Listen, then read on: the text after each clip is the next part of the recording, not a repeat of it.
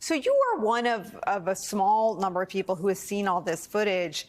Do you understand from where you sit with that perspective why McCarthy released all of it to Tucker Carlson and why Republicans are interested in releasing it to the insurrectionists who stand accused of crimes? Well, I understand it at one level. At another, it's completely inexplicable. But I think this is Kevin McCarthy making promises to the most extreme elements of his conference in order to get the title Speaker, literally giving away the House, in this case, giving away the security of the House to get those votes. And of all the people to give it to, someone who is essentially a right-wing entertainer on Fox, who has pushed out false flag conspiracy theories about January 6th. This is who you're going to trust with this footage, but it just goes from bad to worse. The idea now that this footage is going to be made available to the insurrectionists, those that were charged with beating police officers, with breaking glass in the Capitol to get in, who were threatening lawmakers at the time. What people I think need to understand is, to the degree that footage is relevant to any of their defenses, the Justice Department is already obligated to give them a narrow set of video. But what McCarthy is apparently going to do is give them everything, or access to everything, which means that video that has nothing to do with their defense will be provided to them so what? They could be more successful in the next attack on the Capitol. It's really hard to fathom. What's hard to fathom as well is that McCarthy is the guy who, in conversations recorded and released at least publicly by two New York Times reporters, saw 1/6 the way you did, the way I did, as an attack on the Capitol, thought that the 25th Amendment would take too long, thought that impeachment wasn't a rapid enough remedy for removing Trump, saw Trump as a threat and a danger. And now because he saw the insurrection, the way Chris Wray did, as a domestic terrorism attack, now there are real ties between McCarthy's caucus and members, the powerful ones, as you said, the ones he had to curry favor with to become Speaker, and the criminals, the defendants, the insurrectionists. I wonder what you think that cements in terms of the House Republicans, as a governing body, doing the bidding of accused criminals? Well, I think that's what it comes down to. And you're absolutely right. In private conversations, McCarthy was talking about how the president should resign and his culpability over January 6th. But you'll remember when there were tape recordings that were found by, I think it was the New York Times, McCarthy was asked about it. Initially, he denied these private conversations, and then the recordings were played for the public, and there was no denying them anymore. The real scandal here, in my view, is not that he was doing the right thing at the time, but the fact that he needs to lie about doing the right thing in order to retain the support of his base and the support of his members of the conference. But as a result of that, as a result of turning himself into all kinds of pretzels in order to retain the support of his conference members, it puts him in league with these insurrectionists even further, providing them material and others potentially who could attack the Capitol perhaps with more success next time. This is what happens when the speakership is dependent on the absolute lowest common denominator. It puts not just members of Congress, but members of the public visiting the Capitol at risk. It puts the Capitol police officers at risk. Yes, the most radical elements of Kevin McCarthy's conference believe that the January 6th defendants who attacked police that day are somehow political prisoners or heroes.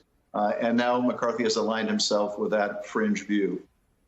And there are more news reports today tying McCarthy and his caucus to the insurrectionists. Let me go through some of those with you while we have you, Congressman. This is reported by CBS News that a senior McCarthy aide, as well as House Oversight Chairman, each met with the mother of January 6th rioter, Ashley Babbitt. Quote, at a Tuesday evening protest event outside the Washington, D.C. jail, Ashley Babbitt's mother said, we talked to House Oversight Committee Chairman James Comer. We talked to McCarthy staffer and had a lovely chat in the hallway with Clay Higgins. Widhoff said of the Louisiana Republican congressman, quote, he prayed with us. He was just so genuine. We look forward to working with him in the future. At the protest event, he also said, when we speak to these people, they do know there has been an injustice. We're counting on them to step up and do something about it. The only people who think that the insurrectionists are the victims of an injustice are the insurrectionists, I think Tucker Carlson and Vladimir Putin.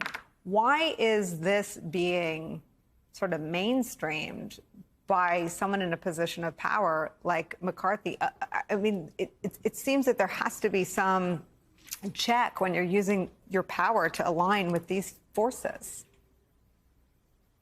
Well, look, I mean, Ashley Babbitt's mother went through a horrible tragedy, losing her child, and I think we can all be sympathetic to that loss. There was an injustice, and the injustice was the president of the United States incited people to attack the Capitol. And tragically, she lost her daughter during that attack on the Capitol. That's the injustice that Kevin McCarthy recognized at the time, but now he wishes to deny. And so he is aligning himself with people that believe that those who attack police are somehow the victims. This is a very Trumpian thing. It shows his continuing dominant influence on the GOP, and that is when you commit an offense, when you abuse your office, when you incite an attack, you never go on the defense. You just attack the other side. You try to flip the script. The insurrectionists here, in Trump's view, are the heroes. And sadly, McCarthy is aligning himself with that revisionist history. You're absolutely right at the outset of this segment. It is all about revising history. It's all about turning history upside down. Up is down and left is right. And it's in this kind of Alice in Wonderland world in which people who tried to interfere with the peaceful transfer of our power for the first time in history are somehow the heroic figures here, instead of doing the bidding of a dishonest and dangerous former president. Mr. Loudermilk is also, should we say, enthusiastic about the footage being shared with the 1-6 defendants. We went back and looked at what the January 6th Select Committee shared in an exhibit in the public hearing, where the tour that he gave on January 5th was presented to the public without much of a conclusion, but just the bizarre nature of that tour. I've been on a lot of tours of Washington sites and other sites. You don't often photograph hallways and doors, but that's what he did. And then here's the man who received that tour from him in his office. There's no escape, Pelosi, Schumer,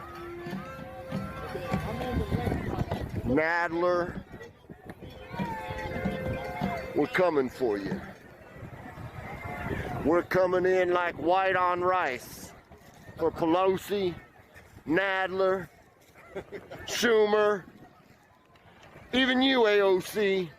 We're coming to take you out. We'll pull you out by your hairs. How about that, Pelosi? Might as well make yourself another appointment. I'll get done with you. You're gonna need a sign up on top of that bald head. Now, absent the allusion to a bald head, a lot of echoes to the language used in public statements, including press interviews by the man who attacked Paul Pelosi. What is the today risk and the future risk of these people not just being lifted up and revised and armed with security footage that threatens the safety of Democrats and Republicans working in the Capitol today, but what is the future risk of rewriting history of what these men and women did that day? Well, I think it's really twofold. You mentioned there's a very acute risk to the present, and that is by giving people a better roadmap of how to break into the Capitol or how to find legislators, or that footage might reveal what's the escape route during an emergency. But more broadly, the kind of deification of the attackers, the legitimacy given to political violence. We're already seeing an increase in the degree to which the public is now accepting of political violence. This is just going to accelerate that. That has never been the case. It must never be the case that we accept the use of force when we lose an election, that we simply claim that any election we lose is somehow fraudulent, rigged, and that we have the right to use violence to overturn the result. So I think turning these people into heroes is going to encourage other people to bear arms against their own government. And who knows where that leads us, but it certainly leads us away from democracy to something else, something dark and something that is not in tradition with the hopes and ideals of this great experiment in self-governance.